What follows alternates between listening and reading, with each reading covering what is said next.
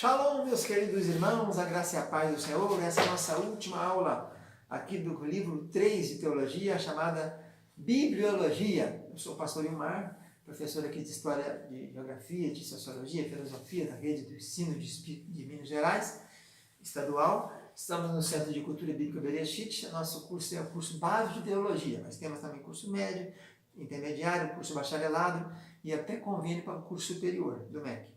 Nós estamos ministrando as aulas de teologia, nível básico, bibliologia. Essa é a última aula. Nós estamos falando do cânon, que é a medida, a régua. Quais livros e como foram definidos que esses livros comporiam, então, a coleção chamada Bíblia.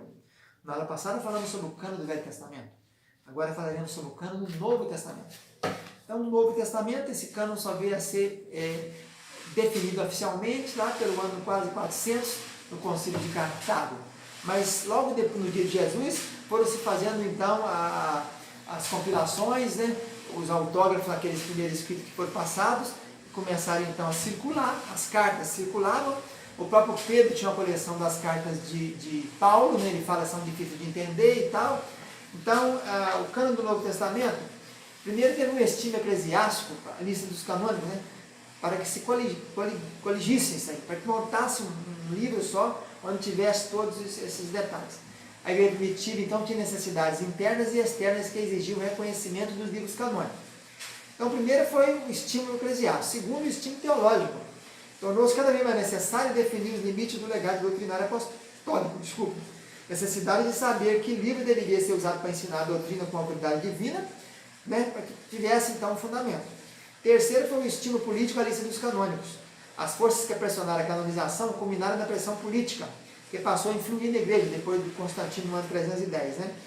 Então, como Diocleciano foi um dos últimos que perseguiu a igreja, mandou queimar todos os livros que existissem, aí então a escritura deveria ser queimada, segundo ele, então eles tiveram que apressar para separar logo e definir, para ter cópia depois de quais eram os livros oficiais em que comporiam esse cânon do Novo Testamento.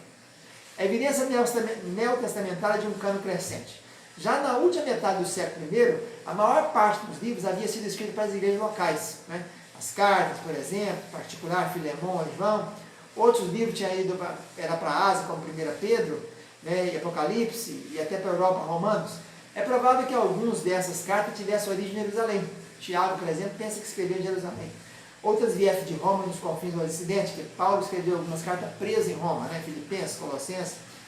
Então começaram a fazer a seleção dos livros fidedignos. Havia muitos livros falsos, pseudepígrafes, apócrifos, né? Muito livro naquele tempo. Então os cristãos tessalônicos foram advertidos quanto a falsas cartas que teriam sido enviadas em nome do apóstolo Paulo. Paulo mesmo falou isso aos Tessalonicenses, né? Então, existia muita evidência que no seio da igreja no século I havia um processo seletivo de operação. O que vimos e ouvimos, isso nos anunciamos. Dizia 1 João capítulo 1, versículo 3. Então a leitura do livro autorizados. Outro sinal que o processo de canonização do Novo Testamento iniciou-se imediatamente na igreja no século I foi a prática da leitura pública oficial dos livros apostólicos. Paulo havia ordenado aos Tessalonicenses, dizendo que aquela carta, que pelo Senhor vos conjuro que esta epístola seja lida aos santos irmãos. Depois, na outra carta, ele diz o seguinte: vocês veem essa carta, também manda para a igreja de Laodiceia ler também. E vocês trocam depois. Está lá na Colossenses, né? Depois que essa epístola tiver sido lida entre vós, fazei também que seja lida nos Laodicenses. Então, dá a entender que tinha a epístola de Paulo aos Laodicenses, mas não apareceu. Então, apareceu depois uma apócrifa referente a essa, né? Então, aquela cópia foi passando, a circulação começou, as cópias autenticadas pela assinatura dos apóstolos, ou seus emissários, a correr, para saber se era ou não era verídica. Então, essas cartas circulares revelam o início de um processo de canonização, que foram várias cartas circulares que Paulo mandou. Parece que Pedro possuía uma coleção das cartas de Paulo, que assim ele fala em 2 Pedro 3, 15 e 16, não é isso? Judas também menciona Pedro, e Paulo menciona o Evangelho de Lucas como escritura sagrada. Lucas presume que Teófilo estava de posse de um primeiro livro ou tratado, porque Lucas escreveu Lucas e escreveu então também o livro de Atos, né? Pelo final do século I, todos os 27 livros do Novo Testamento já haviam sido recebidos e reconhecidos pelas igrejas cristãs. A confirmação da compilação oficial dos livros canônicos. Então, primeiro tem o testemunho dos pais da igreja, né, sobre o cânon. Logo após aquela primeira geração ter passado, a era apostólica, todos os livros já haviam sido citados como dotado de autoridade por algum pai da igreja. Por sinal, dentro de 200 anos depois do século I, quase todos os versículos do Novo Testamento já havia sido citado em mais de 36 mil citações dos pais da igreja. Então, os pais da igreja que sucederam aos apóstolos, eles citaram aqueles versículos todos. Então, se tivesse sumido com todos os autógrafos originais, ainda assim conseguiria montar, porque tinham mais de 36 mil citações. O testemunho das listas primitivas e das traduções do cânon. Então, a antiga siríaca, que é uma tradução do Novo Testamento, circulou na Síria, ela já continha esses 27 livros do Novo Testamento, exceto 2 Pedro, 3 e 2 João, Judas e Apocalipse. A antiga latina, chamada Vetus Latina, que era a versão do ano 200 mais ou menos, da mesma forma que a siríaca, ela servia para a igreja oriental, elas também tinham os 27, menos Hebreus, Tiago e 1 e 2 Pedro.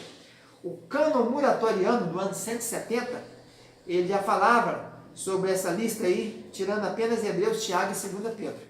Depois tem o cânon barocócio, que mencionava então 66 livros da Bíblia, só tirando Esther do Antigo Testamento e Apocalipse do Novo.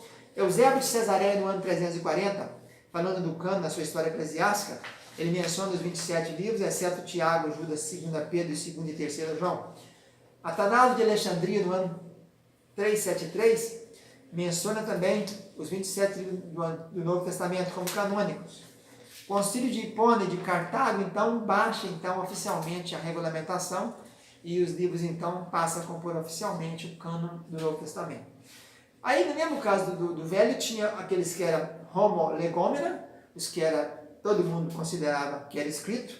Então, 20 dos 27 era assim, né? Todos concordavam que 20 daqueles 27 livros eram iguais, escritos iguais, todos concordavam com eles.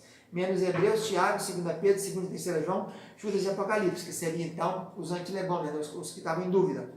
Os pseudoepígrafos tinham várias relações de mais de 280 obras, Evangelho de Tomé, Evangelho de Ebeonita, Evangelho de Pedro e Evangelho de Carpinteiro, de Nicodemos, Atos de Pedro, Atos de João, uma coisa horrorosa, epístolas atribuídas a 6 cartas de Paulo a Sêneca, carta de Paulo a Laodicenses, vários Apocalipse de Pedro, de Paulo, de Tomé, de Estevão, de Tiago, de várias obras aí chamadas pseudoepígrafos. E tinha também os antilegômenos, que é esse que tinha essa questão aí, que era Hebreus, Tiago, 2 Pedro, 2 e 3 João, Judas e Apocalipse, que depois acabaram sendo incluídos, né? Concluíram que eram, fizeram essa inclusão. E tinha os chamados apócrifos, né? Já também abundava, tinha muitos apócrifos por ali. Eles revelavam os ensinos da igreja do século II, fornece documentação da aceitação dos 27 livros do Novo Testamento e fornece informações históricas a respeito da igreja primitiva, mas não foi considerado canônico. Que seria a Epístola de Pseu de Barnabé, a Epístola aos Coríntios, a Homilia Antiga, o Pastor de Hermas, a Didaquê, o Ensino dos 12 Apóstolos, Apocalipse de Pedro, Atos de Paulo, Carta ao Laodicenses, Fragmento Muratório, Evangelho segundo os Hebreus, Epístola de Policarpo e as 7 Epístolas de Inácio. Então é isso aí, o cânon do Novo Testamento. Fica na paz, tchau, tchau.